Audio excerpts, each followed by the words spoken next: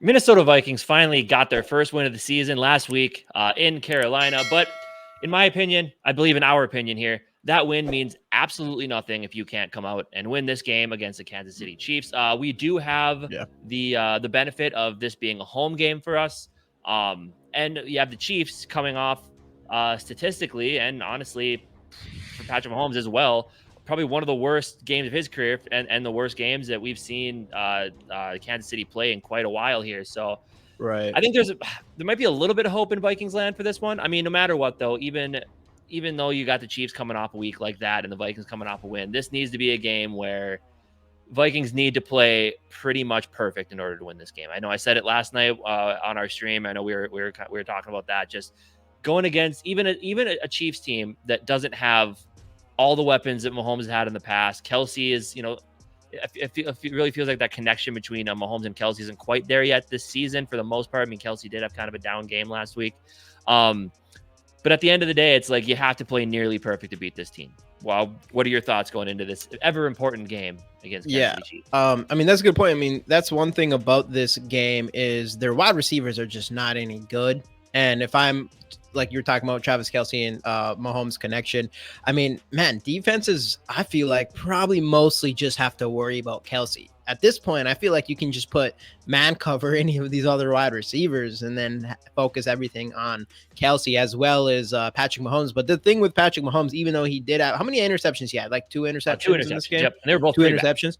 Yeah, and they were bad interceptions. Yeah, you don't see that from him, like underthrow, like whatever. But the thing about him, though, is even though he has this bad game and throws these interceptions, he still ends up leading them to victory at the end with his legs. And that's what makes him so special. And that's like, no matter what, I don't care if he throws 5 interceptions in a game, you just know it's never over because he must just have that short-term memory better than anybody. I don't know, other than maybe Tom Brady or whatever. But it's crazy. It's crazy. So, I mean, no matter what, like you said, coming into this game, you do feel like you have to play a perfect game. There's no question at the very least. Like, I think if we play a perfect game, which we have not seen yet this year, which AKA no turnovers, especially on our first drive when we're driving down the field just to absolutely obliterate our momentum immediately in these games. We can't have that happen. We can't have that happen.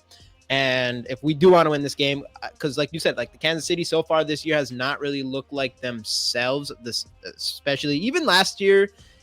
They didn't look like anything too crazy. You always know until playoffs, and then all of a sudden you just Patrick Mahomes and all of them step up.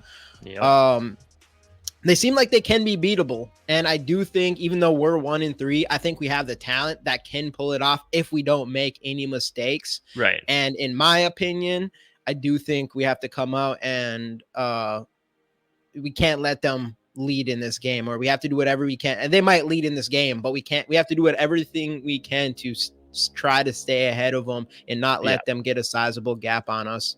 Right. And going back to the playing perfect thing, I mean, last week, Mahomes, we talked about Mahomes, 2 pretty terrible interceptions. Zach Wilson literally played the game of his career, a game that now there's a lot of people looking at Zach Wilson thinking maybe that was the start of his turnaround here, right? What happened? We'll see. He had jury is out on him. One fumble, ended the game in a huge moment. They're down by 3, and obviously, and then you go back to being perfect. Greg Zuerlein missed 1 kick. They lost by 3. Missed 1 field goal, tie game going into that point. A little bit different story, but at this point, he was down by 3, driving the Jets down close to the red zone, maybe even into the red zone, and he makes 1 mistake of the day, and he fumbles, and they don't see the ball again because Patrick Mahomes does Patrick Mahomes things, converts on a 3rd and long, and then converts on a 1st down to end the game, basically showboats to the fans. Like, that's what this team can do to you if you're not on your P's and Q's and taking care of the football, which is public enemy number 1 for this football team. So I think you nailed it right on the head. Like, you cannot, if you're going to come out your first drive, even if you get the ball first, or if you find a way to stop on their first drive, even if they score on their first drive, our first drive. Well, no, I'm saying for the Chiefs. Like, if we can somehow get no matter how the kickoff goes or whatever, who gets the ball first, you have to capitalize on that first drive, especially if you're going to do what you've been doing for the previous weeks and get the ball down into the red area, and you just can't turn the ball over there. So the biggest thing is you got to play a damn near perfect game, and that's something we have not done this year. And I know maybe there's some hope that this could be the game to do it, right? I mean, you limited the fumbles last game. You had no fumbles. You had the 2 interceptions is what it is. But you got to go into this game. Kirk needs to play perfect. Everybody around him needs to hold on to the football. Offensive line's going to need to hold up because You got to watch out for Chris Jones along the defensive line. They do have some weapons in their defensive backfield. Obviously, second-year guy. The second-year guy we liked coming into the draft last year, McDuffie. So Trent McDuffie. They do have some talent back there. So I don't know. This is kind of the game. It feels like this is the game that decides the season. If we lose this game and we're 1-4, and yeah, you got the Bears, you're probably 2-4. Then you're looking at you're staring 2-5 in the face on a Monday night game against San Francisco. This is really, you got to feel like this is the game that brings any sort of hope back to this fan base and doesn't, we can maybe push off the next year conversation. We can push off the 2024 conversations another week to find a way to win this game. If we win this game. Yeah, absolutely. So, I mean, let's dive into offensive and defensive, what we have to do to win this game. Let's start with the offense, obviously the most exciting part of the game. What do we have to do? Actually, let's start with some defense. Opinions, but at the end of the day, they're the same opinions when it comes to let's start with some defense. We'll start with defense and go into offense. Because defense, like I already said, I think, what's that? What you can say? Go ahead. Sorry. You got it. Oh, I was going to say for defense, I do think, again, I kind of mentioned it earlier, you have to worry about Patrick Mahomes. Yes, absolutely. Obviously, and keeping him in the pocket as much as you can. So, I mean, you do want to get someone out there, maybe Ivan Pace, because he can run around and he's pretty fast and whatever, has a huge motor. So you have to keep him in check. You could probably put a spy on him is where I was going with the Ivan Pace thing. As far as Travis Kelce goes, like I already said, I mean, with these wide receivers, I feel you could probably play some man, which Flores likes anyways, and then cover Travis Kelce, maybe put, obviously Jordan Hicks linebacker on him and then keep a safety over top. Whatever you got to do. You just got to eliminate Travis Kelce. Taylor Swift, what it sounds like is she's not going to be there, so she won't have that extra motivation. And it'll be interesting to see what happens if we win that without her being there, but NFL will eat that up. Yeah. Right. But I mean, you got to put extra guys on Travis Kelce. I feel confident enough in their wide receivers and our corners and our safeties to play a little man on the wide receivers they have out there. And you might just have to, even though you have Patrick Mahomes, and you have to be careful, because that's what sucks about playing against a guy like him is I know against Jalen Hurts, we had to make sure he doesn't get out of the pocket because he can use his legs and he can extend plays with his arms as well. And the only thing with that is once we did that, and we held him pretty well in check with the strategy, which was pretty much but they have really good wide receivers. We couldn't just worry about one in Kelce. So we couldn't just play strictly one-on-one man coverage on those guys like we might be able to do in this game with Travis Kelce. And in that game, we only had 3 or 4 guys on the line pretty much the whole second half of that game, and they ran all over us. Yeah. And I do think that's something we're going to have to worry about in this game as well, is I think we're going to need to have more bodies at the line of scrimmage a lot, because otherwise I do think Pacheco, especially with his speed, has a chance to run all over us. So I do think we have to be a little bit careful in that area, and hopefully, we have enough bodies in the secondary to kind of, and their lack of talent for wide receivers, where we can afford to move some guys up at the defensive line. Yeah. And you're right about Pacheco. I mean, he's coming off a 20 carry, 115-yard game and 1 score. He was playing pretty well the other night. And the biggest thing, as you talk about, putting a spy on Mahomes, you also got to be able to keep the edges as well, because that's what Mahomes will do. He'll sit back there. One of your defensive linemen who's got the edge contained gets a little bit greedy and tries to cut in and go after him for the sack. And that's when Patrick Mahomes does Patrick Mahomes things. So you have to, and that's another thing we did well against Jalen Hurts. We contained the edge so he couldn't get out onto the sideline and get those big plays going and extend the plays. But the thing is, it'll be interesting to see how Brian Flores plays this, because I believe he has like 107 quarterback rating with only taking 1 sack while being blitzed this year. So, and we all know that Flores loves to bring the blitz. So, I mean, if you're going to do it, you're going to have to be creative with it. You're going to have to try to confuse him a little bit. I'm really curious to see how Brian Flores wants to play this one, because I think you still have to bring. It's almost like you can't. There's no game plan that's going to stop him, so you just have to limit what he does. And I feel like you do the blitz. What the Jets did last week, to try to force him into some bad decisions. So it'll be interesting to see how they decide to play this. Yeah, I think you should bring on the blitz. I mean, against a guy like this, I'd rather have him under pressure or try to, especially now with Davenport coming back and actually looking pretty good. I mean, even like he ended up with 1 sack, but watching that game, he was a lot better than that. He was at the quarterback a lot. So knowing we have him now and he's looking good and healthy, even though he was on the limited participation or whatever, I'm sure he's good to go if he played last week. Yeah. And then Danielle Hunter, obviously we have him. So I do think we have enough. I mean, it's a lot on Davenport, but we have a lot better pass rushers, even when we're against Jalen Hurts, obviously. Because I think Davenport is kind of like other than Danielle Hunter, he's kind of like the only pure pass rushing type of player on that defense. So I think you bring the blitz. I don't think you let him have time, especially if he has, these, like, one thing about his wide receivers too is they are fast. They're fast. They're not the best route runners. They're not the best at catching the football, but they do have speed. So I don't want to give Patrick Mahomes too much time either, so he can get one of those guys open, even if they might drop it if it's Kadarius Toney. So yeah, I don't know. If I'm Brian Flores, I'm still bringing the blitz. I think you just got to do what you got to do. I mean, but if you're gonna do that, I think you got to be creative. Like, I mean, Mahomes has seen everything. He knows how to beat pretty much anything you throw at him. But I mean, but you just can't, straight up line up at the line and send everybody. I think you're gonna have to drop some people out, try to confuse them at certain points, and then just mix in the blitzes a little bit. I think we'll see the blitz rate drop a little. Like, I don't think he's gonna be as much as he normally does. I mean, you're still gonna have to try. But I think they're, just seeing how good Patrick Mahomes is. I wonder what the blitz rate was against the Eagles. I bet you it wasn't very high. Right. I bet you it wasn't very high. It's almost like one of those things where, like you're saying, you almost want to keep an eye on, and that's the thing with them. They had the Eagles had a solid tight end and two really good receivers. Here you have a really good tight end and receivers. Average. So I mean, if you can, bracket Kelsey, and then 1-to-1 cover the rest of the receivers, and send 4 or 5 after him, see if you can do there. That might be the play here. I don't know. It'll be interesting. I mean, I'm excited to see the chess match of what Flores decides to do here. So yeah, he's been doing a pretty good job at even the Eagle. Like the fact that Jalen Hurts didn't do much to us is pretty crazy, because usually, I mean, we've said it a million times on our podcast, like that kind of quarterback is the one that screws us the most, and he held him in check. But then they going into the second half, they're like, oh, we can just run up the middle because they don't have big bodies or any of the personal for it, and they're not putting a lot of guys on the line, extra guys near the line of scrimmage either. So that's one thing we'll have to worry about, but we're not going to have that issue as much because, like you just said, we don't have to worry about a Devontae Smith, a AJ Brown, and we do have to worry about Kelsey instead of a Goddard or whatever. But yeah, so as far as defense goes, I mean, who knows? Obviously, we're not defensive coordinators, but to me, I guess that's how I would explain. Maybe that's what you should do against Patrick Mahomes. There's probably no real way to do it, and I'm sure they're game planning for the blitz a lot themselves because they know who Brian Flores is.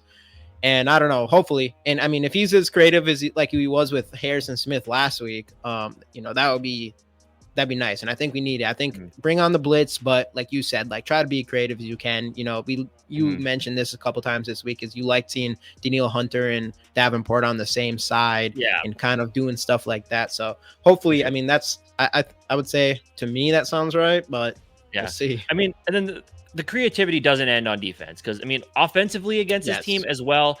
I mean, Kevin O'Connell is one thing that has been a kind of a knock on him so far in his Vikings tenure here, is the fact that he just doesn't. He gets into those lulls where he's just not creative on offense. I feel like he did a better job last week in the limited opportunities we had on offense.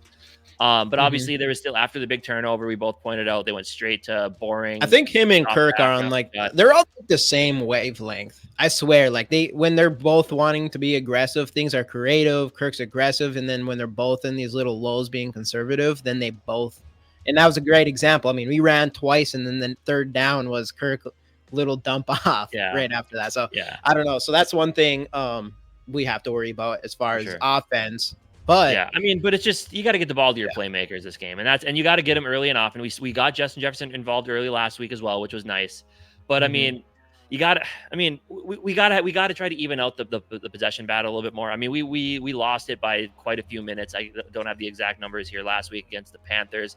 If you allow that Chiefs team to possess the ball as long as we let the Panthers have the ball, it's not going to be a good day. And odds are, if that's happening, we have a couple turnovers as well that aren't helping us. So I mean, offensively, I think you got to be creative. You got to take care of the football, and you got to be explosive while at the same time trying to even things out and keep that ball as long as you can, and don't turn it over. That's the other big thing. That's the keep number the ball. one Hold thing. on to We the rock. 0% chance we win if we're turning the ball, obviously. But Right. I mean, we've been in games this year while dealing with that. But this is not one that you can afford a turnover, especially every single one of our turnovers this year have been costly. It wasn't like they've been in the red zone and shit like that. So we can't do that. And I do think we got to go in this game like we're already down by like 20 points. Right. Yep. Like that's the mentality against the Kansas City Chiefs. They better not be like that's why I think it's a reason why we play down to our competition or even play up to our competition, is because I think when we go playing against a team like Carolina, we don't really come in thinking like we're just trying to control the game. And that's one thing I'm worried about this. I know we talked about this yesterday, is I don't think the Chiefs are a team that you control the game. You try to control the game, and even I try your best to control the time and everything. But I think your goal out here is to just go and try to score as much as you can, because I do think that's the only way that we beat a team that has a guy like Patrick Mahomes. Yeah, I mean, I just don't want to. I mean, I just don't love the idea of getting in a shootout with Mahomes, because those never go well. I mean, again, even with his weak Nothing receivers, goes well. They always find a way to win those. So and with how bad our pass blocking is, I don't want to be able to pin their ears back and just come after Kirk and rattle him, because we all know what it's like when he gets a little bit rattled. So I don't know. I mean, I think we can just say on both sides of the ball, you got to be pretty much perfect, which we've nailed on the head multiple times in this episode, and you got to be creative, and you got to try to make them see things they haven't seen before. And I'm still on team B. I'm on team B aggressive. I'm on team B aggressive. I think no matter what, you're against a team like this that everybody's going to think you're going to lose. And even though we did pretty good with the Eagles, that was another game that everybody thought that. But I just think in those scenarios, to me, you got to be aggressive. I think if you're not, you're going to let them score points on you, and they're going to get ahead too quickly. And it's going to be too late. And then they're going to, and then potentially do the same things the Eagles did and just run down our throats, which is not what we want, because we've seen what happened when a team was able to do that to us. So that's why I think on both sides of the ball. I think you do bring the blitzes. Obviously, you try to be creative on both sides of the ball. I mean, we can ask this every single week. But I personally, I think you come in and be aggressive. You come in here and act like you're the best team and not act like you're coming to lose. I don't think that's how you go beat a Kansas. We have the talent. The talent's there. Kansas City Chiefs are beatable. Don't go in there thinking you're going to lose. And the Vikings, and even though us fans are pretty down right now about the Vikings and stuff, and it's easy to say that, it doesn't seem like the Vikings themselves, the players, feel like they're in the same situation based on what JJ's comments were before the Carolina game, and KOC's been talking. So I'm hoping that they come in here like, hey, we're the better team, and they come and play like they're the better team. But at the end of the day, we'll see if they actually are the better team. Yeah. At the end of the day, it is a must-win game. And if the Vikings want to try to turn the season around, I mean, this feels like one that, since they've dropped a couple early in the season, they should have won. This feels like one that you need to win, because otherwise you're looking pretty bleak at this point. So score predictions, what do we got? Are they going to pull it off? Predictions. Or no? What are you looking at here? What did we do last week? Did we just do only score predictions, or did we do another prediction? Oh, we did only score predictions. Yeah. So on the show yesterday, I'm going to stay optimistic. It's going to be a tough game for us to win against Mahomes, especially with the turnovers and everything. I do think it's possible. I do think we do have the talent to do it. When our talent is at its best, I think there's no question that we could win this game. But we haven't seen that yet. We've seen the lulls, we've seen the turnovers, we've seen all that. But I'm going to be optimistic here, because we're pretty close to me being on the side of like, all right, I want to tank. So I'm going to keep going, being optimistic. I'm going to say we win 28-27, Vikings, baby. Let's go. Okay. I think what did I have last time? I think I had like 28-13 Chiefs. I'm going to bump it up a little. I'll go like 28. I'll go like 28-20. I'm feeling a little better after last night. I still think, I don't know. I think the Chiefs are going to be too much to handle. I think there might be, who knows, maybe I just think bad call that goes the other direction. And that's definitely possible. I don't know. It feels like one of those games where we're going to walk away being like, oh, we could have won that one if this went differently and this went differently. That's how we felt every single loss this year. And so far, it would make a lot of sense. I'm 1-0 picking the Vikings to lose. As in, like, they win the game that I picked them to lose. So I guess you're 1-0. Yeah, you're 1-0. They won every time you've picked them to lose. Said that they were going to lose. Yeah. So hopefully they prove me wrong again. this time. But we want to hear your guys' thoughts. Drop your score predictions down in the comment section, and we'll see you guys next time right here on the GG Sports Podcast. Skol Vikes.